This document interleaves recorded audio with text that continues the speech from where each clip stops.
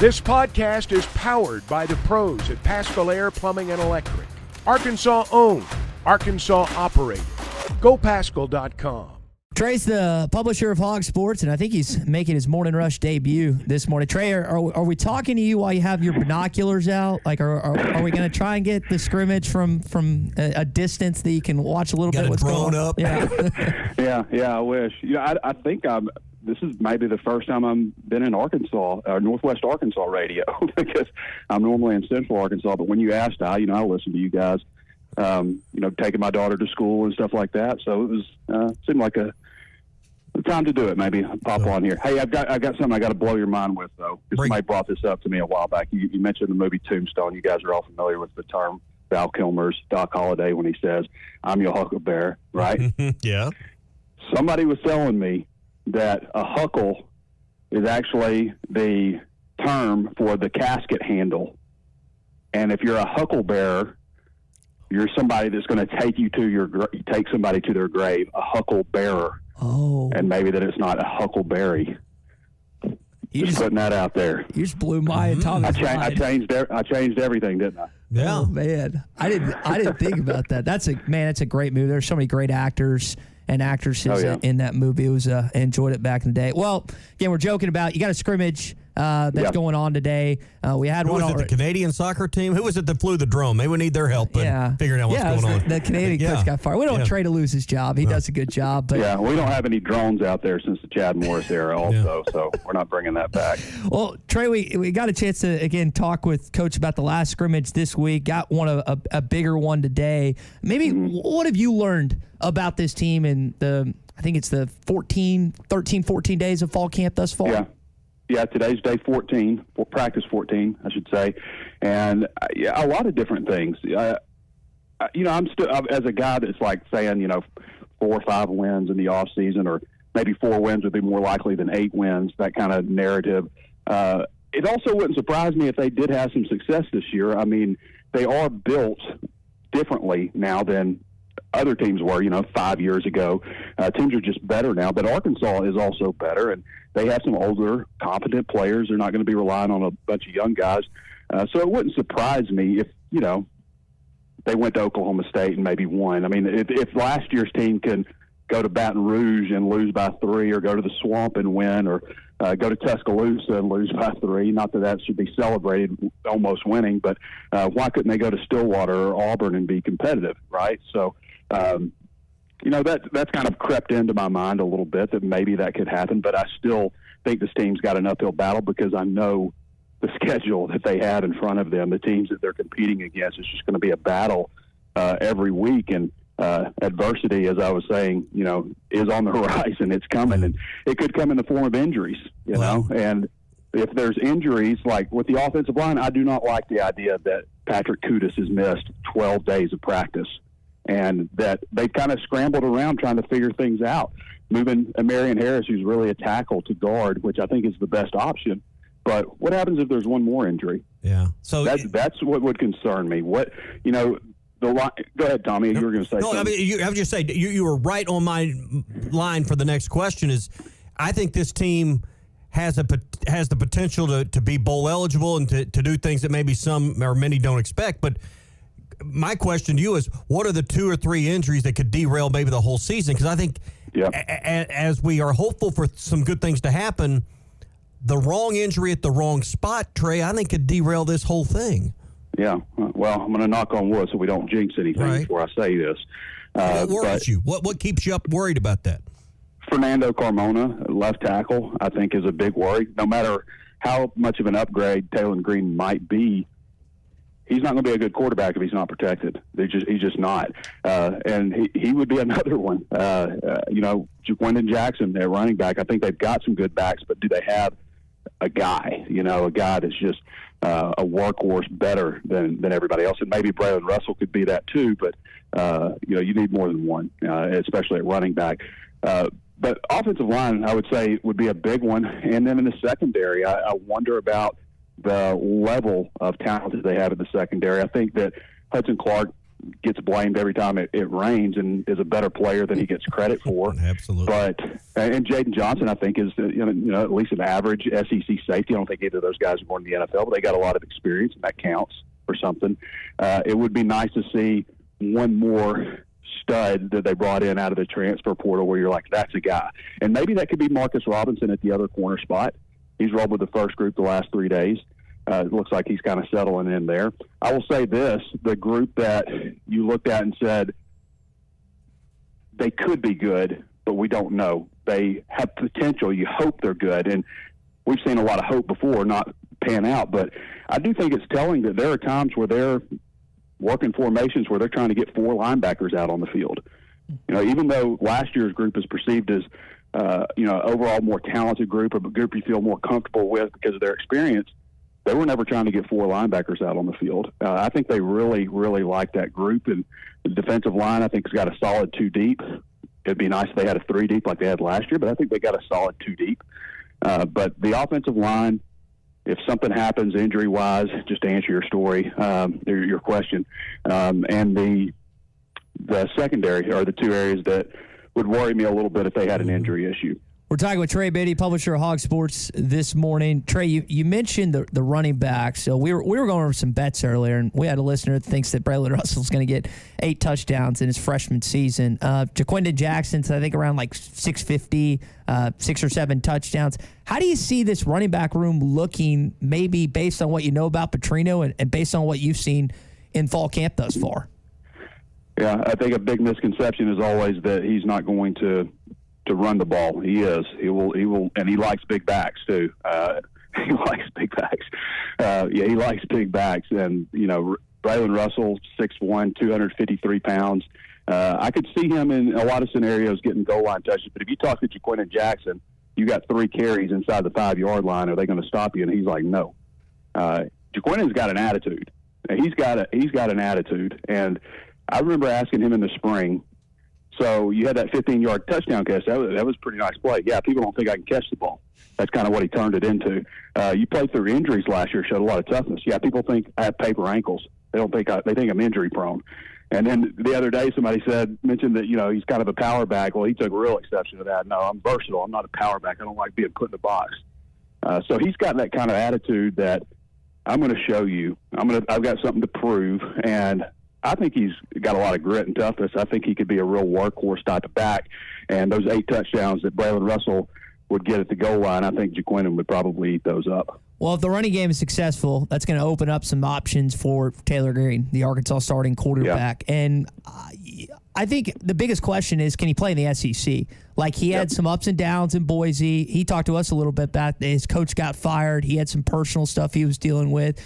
Trey, can this quarterback, we know about his measurables, can he play Southeastern Conference football? Yeah. As Mike Tyson says, everybody's got a plan until they get punched in the mouth, right? Quarterback is such a difficult position to evaluate. I mean, Georgia, when they came down here in 2020, they had Stetson Bennett on their team, and they didn't realize what they had because they'd never hit quarterbacks. They brought a guy down there who just wasn't ready to play. Had Felipe Franks not gotten injured at Florida, they never would have realized they had an NFL quarterback in Kyle Trask on the roster. It's just such a difficult position because when these guys are out there throwing, not only are they not getting hit, but they know that they're not getting hit. And that's got to be a psyche thing. And then you put them out there and it's live bullets and things can change. So we just don't know, is he going to revert to some bad tendencies that he had when he was at Boise State, like, kind of getting squatty and, turning into, as Bobby Petrino said, a 6-foot quarterback. He threw a lot of sidearm throws during the spring. I remember I've not seen him do that. In fall camp. He's thrown the ball pretty well. Like, it's a nice, consistent, tight spiral. I wouldn't say he has a howitzer, but he's got good velocity. And I think the aspect of when you throw his legs into the equation, it's going to be a problem for teams. I've said before, he reminds me, I wouldn't say he's like as thick as Matt was, like thick in the hips and, just as stoutly built. He's a little more slender at 6'6", 230, but he's got that same stride. When he hits the corner and people take bad angles on him, he's also probably more 4'5" versus Matt was like, 4'3", or something. He's probably a 4'5" guy, but people take really bad angles on him, and I'm interested to see how his legs are going to change things with the offense, but also when he gets popped a few times, is that something that's going to get him going mentally? And we've seen video of him, obviously, from the Mountain West, but it's a totally different animal here.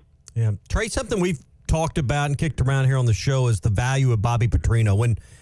When comparing to last year and the obvious dysfunction that you had in hindsight with Dan Enos, and you look at this year and all that goes into it, compared to last year, what's Bobby Petrino worth? And I've tried to equate it to points. I think it's a touchdown. What do you think the value he brings, real and tangible, to this offense is for the 24 season? Well, I think you can see it in the players' eyes when you talk about Bobby Petrino. You ask them about it, they light up. They just talk about. They're just blown away, really. And guys that have worked with other, quarterback like Talon, obviously worked with collegiate coaches and stuff, and Malachi has too last year, but they talk about him in a different way. The narrative that he has mellowed out and stuff is ridiculous. I mean, he's always been pretty chill when he's in the press conference room, but I see him out there on the field, and he's getting in people's butts. I mean, like, he is after them. He is not accepting, and it's people say he's great for the players and all this. There's also some kind of mental deal with Bobby Petrino that has to be satisfied in terms of punctuality and just attention to detail. That's just, I think, really kind of common in all coaches. Is kind of maybe not cut from the exact same cloth as Nick Saban per se, but I bet it's a very geometric pattern on the cloth that he's cut from. Like, it's something mental that he can't help it but walk in right on time for a press conference, and he sets a good example in that way. There have been coaches here that have said, there was Chad Morris is famous for saying measure twice and cut once, but he didn't lead by example in that manner, and Petrino does, and they know what they're getting out of him every single day, and they just talk about spend an hour and a half with the guy and how much smarter he'll be about football if you do that. And I think that's rubbed off on the players, that confidence that he has. And they believe in him. And just like we remember how players acted about him. And I like the idea that he's not worried about NIL. He's not worried about, recruiting and all that stuff so much. A little bit, but not as much as if he was the head coach. He's just worried about the offense. Yeah. But I think when you bottom line, I agree with everything you just said. I think when you bottom line that in comparison or in contrast to a season ago, I don't think it's unreasonable to expect this offense to be a touchdown or 10 points or some kind of reasonable number better. Mm-hmm. I don't think, we're going to all of a sudden be an offense that scores 42, 47 points, 49 points a game. But, I just got to believe everything you said, which I believe is spot on, is worth production on the field. And the bottom line is points. The bottom line is first downs and touchdowns. And I've got to believe, Trey, all that adds up to having a better chance to win because you score more points. No question. I think it's way more likely that they score 10 more points a game than stay the same as they did last year. I think they've got a more cohesive unit. I think they've got a better offensive line. Now, is it an average offensive line? I don't know if it's even average right now. Is it light years better than last year? Yes, I think so. I think the bond that the offensive line has, which it matters, is part of it. And we talk about, it's the team's so close, the culture, the unity. We talk about that every single year. But I buy it a little bit more this year. I'm not saying it's going to translate to them making it to a bowl game, but I also maybe think it might translate to them maybe not letting go of the rope if things don't go the way they want those first three difficult games outside the state of Arkansas. So, yes, if Arkansas's offense, though, can average 10 more points a game, if they can make some more decisions, let's be honest, like, just averaging 10 points a game isn't going to cut it. It's about how you finish these games, especially early when everybody's got everything to play for. Bingo. And what kind of mentality does Talon Green have? Does he have that killer instinct late in games? Does that part of Bobby Petrino rub off on him the right way? There's a fine line between being careless and having a killer instinct, right? Wow. So finding that balance. So there's a lot of factors. So much of it, Tommy, I think, revolves around what kind of guy Arkansas has in Talon Green and can they protect him? Yeah. I mean, last point, we'll let you go. And I know Ty's got one more, but as many one possession and close games as they lost last year, I've just got to believe maybe they don't win all 5 of them in that scenario, but 2 or 3 of them, you got to go your way just because of everything we've talked about. I hope that's the case. Trey, we'll let you go with this, man. You asked the question to Coach Pittman at SEC Media Days, 5 venues, first 5 games. You just alluded to 3 of them there. You Stillwater, Auburn, Alabama, Jordan Hare Stadium, and then you go to Jerry World for the quote-unquote away game against A&M. How do you deal with that if you're a head coach, 5 venues, 5 games to start the season? Well, the way they played at home last year, you might want to be away. I mean, if that carries over, but they have to figure out how to play better at home. I mean, UAB is not just like they should absolutely win. They weren't that good last year, but we've seen them lose at home and play bad at home in front of teams that they should smoke. And but yeah, I think that they have a pretty good road mentality, whatever that is from last year.